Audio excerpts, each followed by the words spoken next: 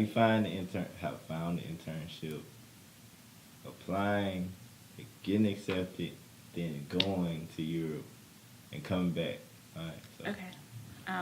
I was fortunate enough to find this internship through a student, which is why it's so important to network here on campus.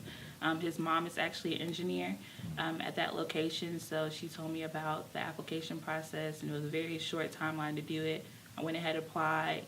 At the time, I had an internship lined up with the National Park Service here in Tuskegee, so my plans were to stay here, but I was like, it wouldn't hurt me to apply.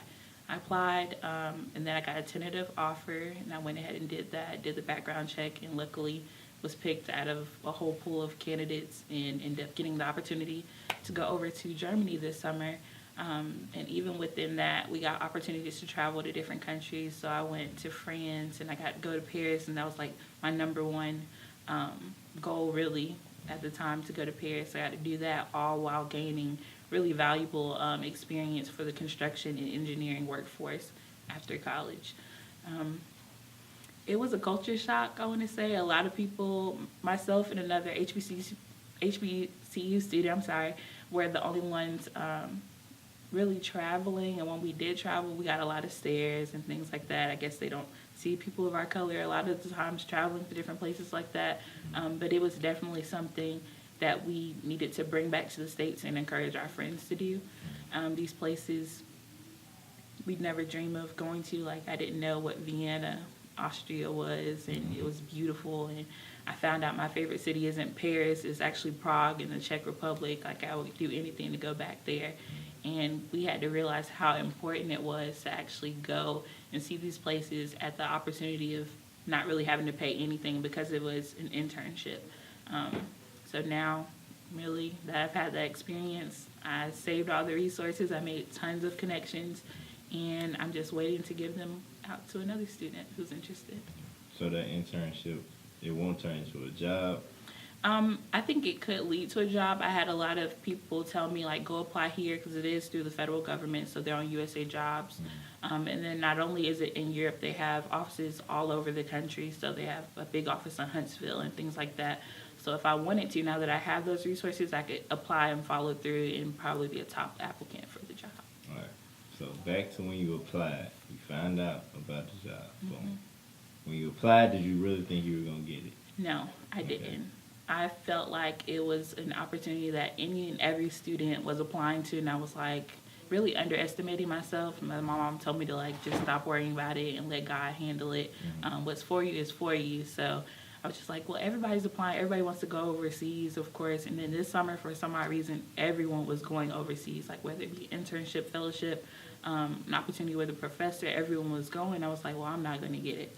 But I guess it was for me, so I ended up actually being picked. I know there's a lot of people who applied. So how did you find out you got accepted? They send an email. Yeah.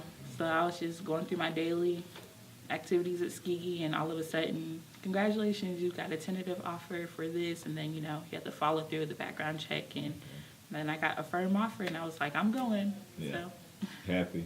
Yes, I loved it. I cried. Oh, I didn't believe it, because, I mean, like, who gets to go to... Overseas. Right, and I wasn't paying anything, so... So, all right, so you went to Germany, what part, the whole, or you just Berlin? We stayed primarily in Wiesbaden, Germany, but we got to go to a different city almost on every job site, so I was never in one area for longer than a week. Oh, how long was the internship? It was all summer, so I left, ended up getting there June 10th, and I came back August 13th. Ooh. That's a long time. Did you get homesick? I FaceTime my mom every day. Oh, man, you ain't kidding me. I would have been you right now. Were you, all right, so I've been to Berlin before.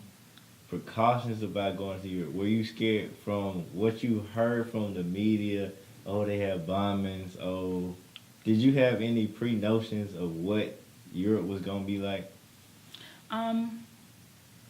Not really. And I think I did a lot of research on YouTube, like people's vlogs and how they travel. They tell you, like, wear these different fanny packs and things like that, because there's, like, people who will come up and, like, cut you if they need to get whatever you have in your bag. And so I kind of took caution to that, but other than that, I was open to exploring anything. And no matter where you go in the world, there's always going to be danger. So you just important to keep like good people around you, to always be cautious. Even here in the States, like there's cities that are really dangerous, you know, not to go into certain areas.